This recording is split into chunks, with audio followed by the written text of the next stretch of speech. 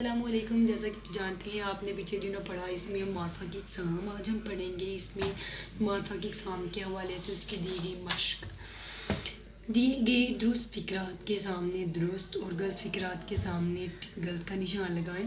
اسم معرفہ کی 5 اقسام ہیں.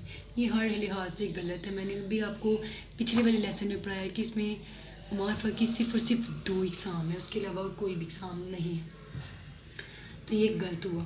اس میں علم کسی خاص شخص چیز, جب پہلے بھی میں نے بتایا کہ جس طرح معرفہ خاص ہے اسی طرح علم بھی خاص ہے, اسی لیے کسی بھی خاص شخص چیز جگہ کا نام اس میں علم کہلاتا ہے. اس میں ضمیر کی بات کریں تو پہلے بھی میں نے بتایا کہ اس میں ضمیر جو ہوتا ہے وہ اسم کی جگہ جو نام استعمال کیا جاتا ہے اس کو آپ نام دے دیتے ہو اس میں علم کا, یا اس کو نام دے دیتے ہو آپ اس میں ضمیر کا. یعنی کوئی بھی نام ہے جو کہ آپ یوز کر رہے ہو یا آپ استعمال کر رہے ہو اسم کی جگہ, تو وہ چیز کس میں آئے گی, اس میں علم میں, اس میں ضمیر میں. تو آپ جب نام کی بجائے وہ اس انہوں اس نے ہم نے اس نے انہیں تمہارا تمہاری تمہارے, تو یہ چیز جو استعمال ہوگی وہ اس میں ضمیر کے طور پہ استعمال ہوگی. تو اس میں ضمیر کسی خاص اسم کی جگہ استعمال ہوتا ہے. بالکل غلط کانسیپٹ ہے.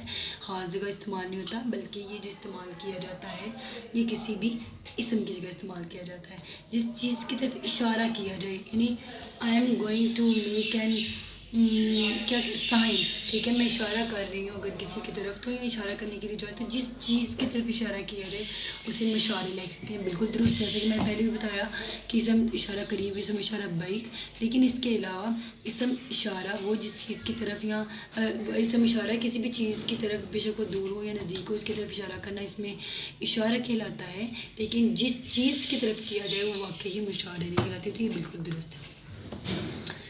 اسم موصول کے ساتھ جب تک کوئی جملہ نہ لگے وہ معنی نہیں تھا. بالکل درست ہے جی. اسم موصول کی بات کریں تو اسم موصول وہ اسم ہے جس میں کوئی بھی بات کی جاتی ہے تو جب تک پہلی بات نہ کی جائے تو دوسری بات آدھ ادھوری رہ جاتی ہے, اور اس کو ہم نام دیتے ہیں کہ اس نے اس کے ساتھ مل کر اثر نہیں کیا. تو جب تک آپ پہلے پارٹ کو مکمل نہیں کر لیتے آپ کبھی بھی دوسرے پارٹ یا اس کے معنی کو واضح کرنے کی حیثیت نہیں رکھتے. تو اس نے یہی صحیح بولا کہ اسم موصول کے ساتھ, اسم موصول کا مطلب ہے کسی چیز کو وصول کرنا, کسی چیز کو لینا. تو اس نے کیا کہا ہے کہ جب آپ کسی اسم ہو اور کسی موصول کے ساتھ جب تک کوئی جملہ نہ لگ جائے تو وہ معنی نہیں دیتے. بالکل درست ہے. رضا 5ویں جماعت میں پڑھتا ہے, اس میں ضمیر کے گردارے لگانے. رضا 5ویں جماعت میں, رضا تو ہو گیا اسم, آگے اس میں ضمیر کی بات کریں تو وہ رضا کی جگہ استعمال ہونے والا لفظ ہوا ہے وہ, تو وہ فرمانبردار طالب علم ہے وہ.